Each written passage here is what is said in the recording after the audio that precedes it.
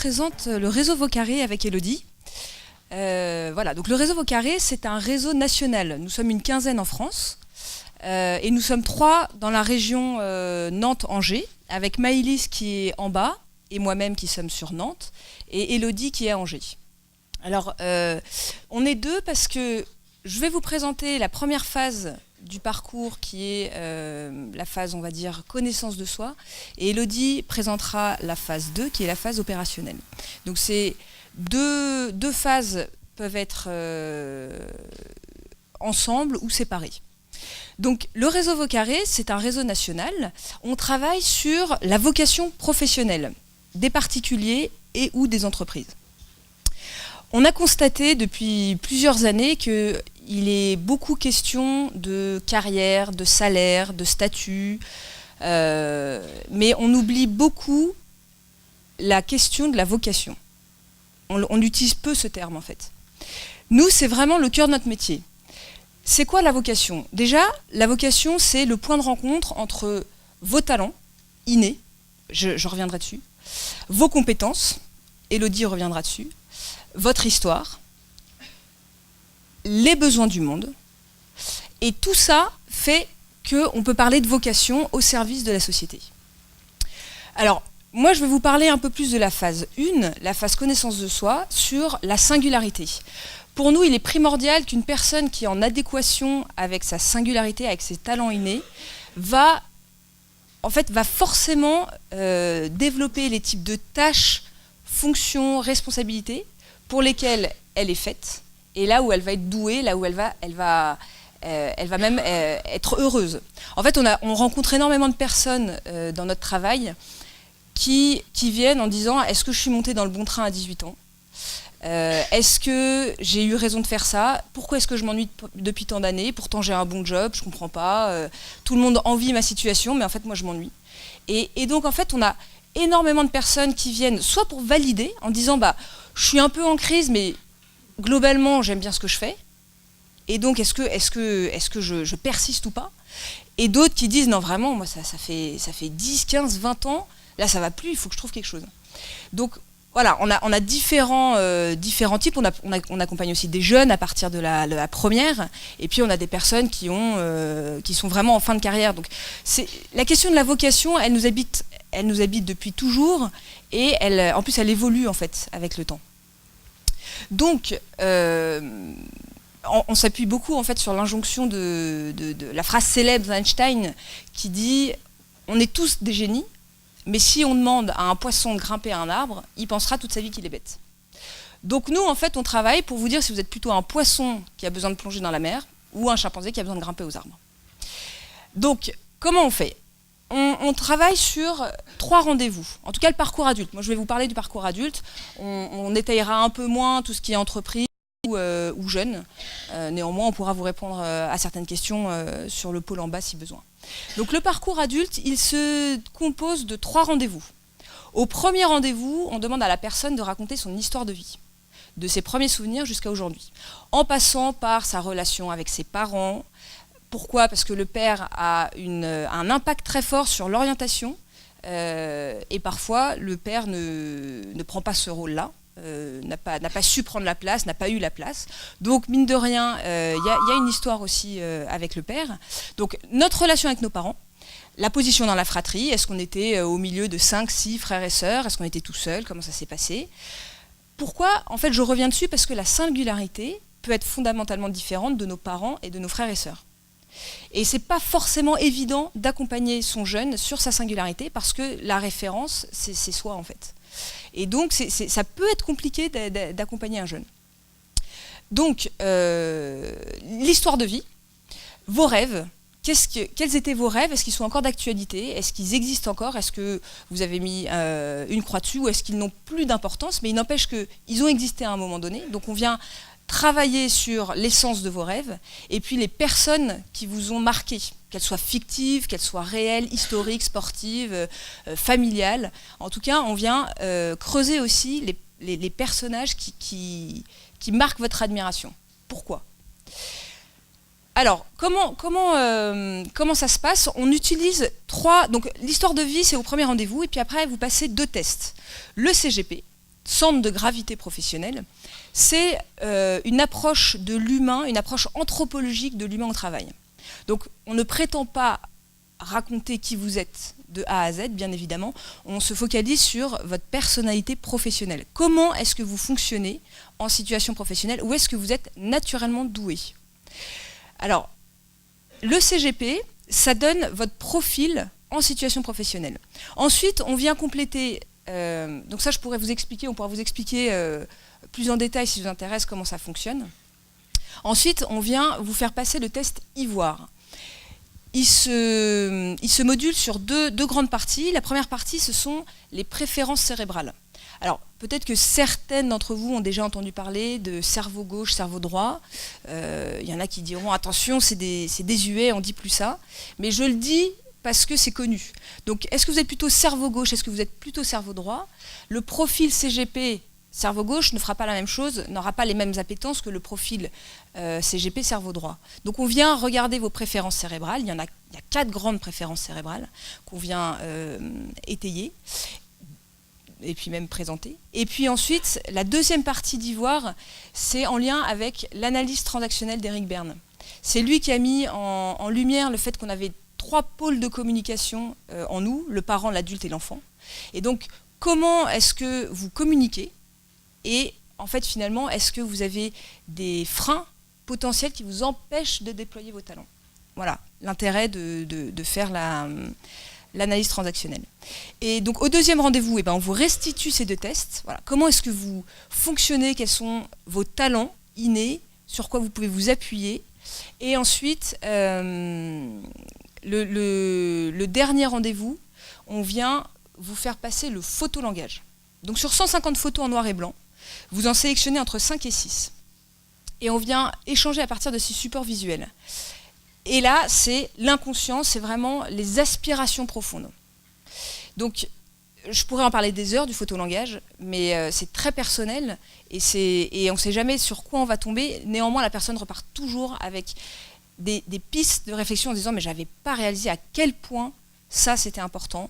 Ou justement, voilà, là, ça devient très clair, voilà vraiment ce que je veux faire, je mets des mots sur ce que je veux faire dans ma vie professionnelle qui accompagne ma vocation.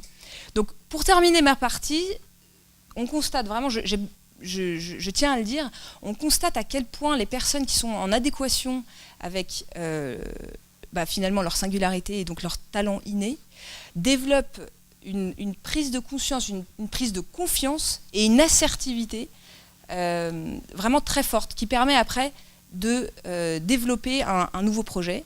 Donc, certaines personnes, la phase 1, connaissance de soi, ça suffit. Et puis, il y en a d'autres qui ont vraiment envie d'être accompagnés jusqu'au bout. Comment je transforme l'essai? Ok, je réalise, j'ai tout ça, vous m'expliquez comment je fonctionne, c'est ces talents, je comprends, je les percevais. Une personne extérieure me les nomme et ça m'assoit, mais néanmoins j'ai besoin de quelqu'un pour transformer l'essai. Et donc là, il y a Elodie en phase 2 qui vient sur une phase de coaching, de terrain. Merci Marine. Je me présente, Elodie Lajoigny. Je vais vous parler rapidement de qui je suis et comment j'ai pu rencontrer le réseau Vaucarré.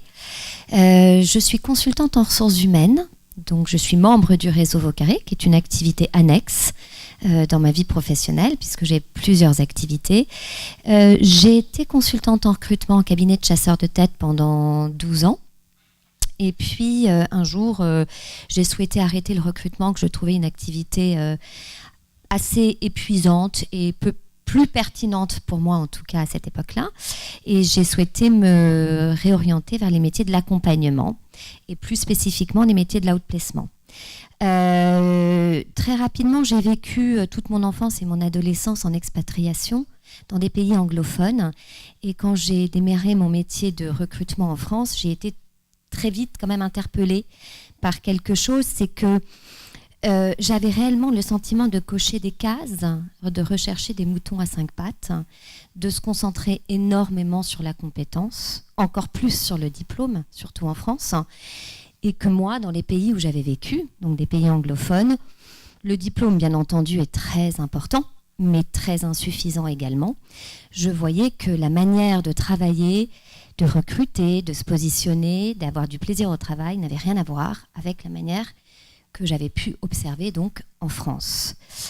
Ce que je constatais, c'est que par exemple en Angleterre, on peut avoir un diplôme, je ne sais pas moi, d'histoire et puis intégrer un poste en chef de produit marketing sans aucun problème. En France, ça m'apparaissait comme quasiment en fait impossible, ou alors vraiment une exception. Donc voilà, ça j'étais déjà très interpellée. J'aimais beaucoup mon métier de consultante en recrutement. Il m'amusait bien pendant un temps. Mais je me disais, c'est quand même bizarre, parce que là, cette fois-ci, j'ai quand même coché toutes les cases. J'ai quand même présenté les 4 ans qu'il faut exactement, le diplôme qu'il faut exactement, les compétences requises, et ça ne fonctionne pas. La personne ne fait pas l'affaire. Pourquoi ?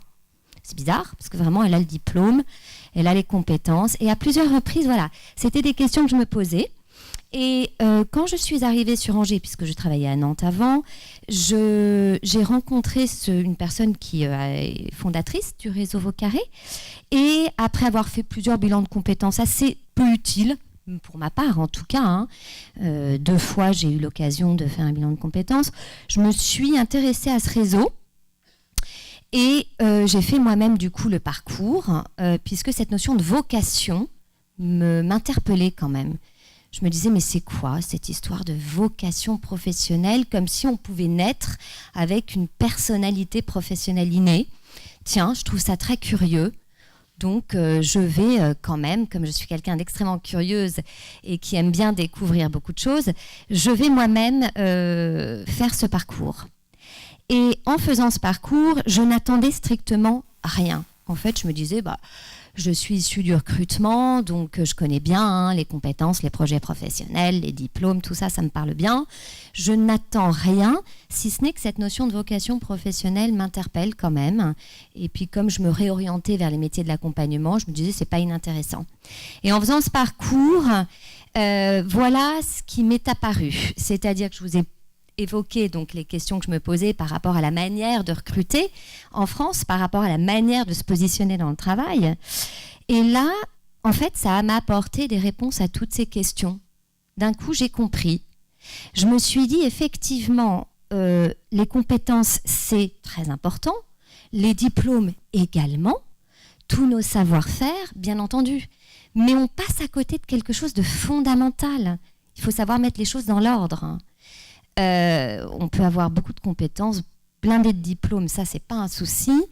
Effectivement, ce sont des cartes de visite, donc c'est fondamental, c'est très important. Mais je me suis rendu compte en faisant ce parcours que l'essentiel, l'énergie fondamentale qui est en nous, on peut ne pas la connaître en fait. On peut ne pas la percevoir. Et on peut du coup avoir entre guillemets, fait fausse route dans sa première partie de vie professionnelle. Je dis bien entre guillemets parce qu'on ne fait jamais fausse route. Toute expérience professionnelle est intéressante, toute compétence acquise est intéressante. Donc les gens qui arrivent parfois en pleurant dans nos bureaux en nous disant mais ça veut dire que du coup ça fait 15 ans que je fais le mauvais métier. Je leur dis mais absolument pas, vous avez développé énormément de compétences et puis vous avez appris beaucoup de choses qui vont être transférables vers éventuellement une reconversion. Donc on ne perd pas son temps. Néanmoins, effectivement, on peut saturer ou ne plus être performant parce qu'on est peut-être passé à côté de quelque chose de fondamental que le parcours cherche à identifier. Parfois, c'est possible, parfois c'est plus compliqué, mais en tout cas, c'est d'arriver à identifier à travers la méthode que Marine a proposée, a expliquée, un talent un peu fondamental qui nous ressente sur qui on est vraiment. Parce qu'effectivement, on est très parasité par beaucoup de choses. Notre éducation, nos repères. Marine en a parlé avec ce que le père aurait rêvé qu'on fasse, la mère aurait rêvé qu'on fasse, les frères et sœurs, effectivement, donc l'environnement familial, parfois assez élitiste. Et puis, par la société. Sans qu'on s'en rende compte, on a beaucoup d'injonctions. De la femme parfaite qui doit faire la carrière, qui doit être plutôt sur des jobs scientifiques alors que la personne ne l'est pas du tout, qui doit être plutôt dans le médical parce que finalement on a toujours été dans le médical dans la famille. Bref, toutes ces injonctions finalement inconsciemment peuvent parasiter, nous empêcher d'avoir une vraie conscience de qui on est dans ce talent un peu fondamental qui en fait en sorte que derrière, une fois qu'on l'identifie, on gagne beaucoup en sérénité, en confiance, et tout le reste, confiance, diplôme, passe, je dirais, un peu après, puisque du coup, cette confiance est là et c'est ce qui permet d'oser ouvrir de nouvelles portes, avec une forme de conviction dans l'envie d'œuvrer quelque part, parce qu'on repère mieux ce talent fondamental que le parcours cherche à identifier. Donc, si vous êtes dans des situations et certains contextes, comme j'ai l'impression que mon travail est devenu complètement alimentaire, je m'ennuie, j'ai l'impression d'être très formatée, de ne plus trop savoir qui je suis dans une activité professionnelle, le parcours à ce moment-là est adapté. Si vous ne vous posez pas ce type de questions, c'est un parcours qui est très spécifique. Je fais beaucoup de bilans de compétences à côté d'outplacement dans un cabinet de conseil RH. C'est très différent comme approche et très complémentaire. À ce moment-là, le parcours n'est pas adapté. Donc, c'est un parcours qui fonctionne bien à partir du moment où vous êtes déjà convaincu que vous avez besoin de mieux vous connaître, que vous n'y voyez pas trop clair, que vous vous dites que vous avez peut-être fait des choix pas très libres, des choix plutôt correspondant à des attentes ou à l'image que vous avez de vous, qui n'est pas ce que réellement vous êtes peut-être. Et si vous sentez ce genre de questionnement, le parcours Vaucaré aura tout son sens et sera extrêmement bénéfique. Si ce n'est pas le cas, ça n'est pas un bilan de compétences classique. Et les bilans et les outplacements derrière sont très complémentaires. Voilà, donc ça a été un petit peu pour situer, je trouve important de vous partager cette histoire, parce que c'est quand même la notion de vocation professionnelle, quelque chose de très, très spécifique, dont on entend peu parler, parce que les talents, à la limite, c'est un mot qu'on entend à peu près matin, midi et soir en ce moment, mais là vraiment le mot vocation, c'est quand même très particulier. Et on peut avoir plusieurs vocations et plusieurs métiers dans une vie. Ce qui est important, c'est de repérer ce mouvement et ce talent fondamental qu'on a chacun en nous. Voilà. Du coup, derrière, j'ai décidé d'intégrer le réseau Vaucaré et j'accompagne du coup la phase opérationnelle, c'est-à-dire qu'une fois que la personne a fini la première phase de connaissance de soi, qui est un parcours où il y a pas mal de temps de réflexion, d'intériorité, donc il est important de le faire à un moment où vous êtes disponible, parce que ça demande beaucoup de disponibilité d'esprit, même s'il y a assez peu de rendez-vous. Finalement, c'est relativement court, entre 3 et 4 rendez-vous de demi-journée quand même. Et puis, effectivement, une fois que cette phase est terminée, moi, j'accompagne sur la phase opérationnelle pour travailler à bâtir et construire un projet professionnel qui soit bien en lien, ou le plus possible en lien avec votre talent fondamental et votre énergie, pour évidemment coller à votre réalité personnelle et la réalité économique. Parce que quand bien même on identifie sa propre vocation, on ne peut évidemment pas faire n'importe quoi. Et pour qu'un projet soit pérenne, il faut bien identifier votre réalité personnelle, vos compétences, bien sûr. Donc là, et seulement là, les compétences rentrent en compte, bien évidemment, vos diplômes et la réalité d'un marché économique. Et ça se fait en général en 2 blocs de 10 heures. Donc on est sur un accompagnement 20 heures en phase opérationnelle.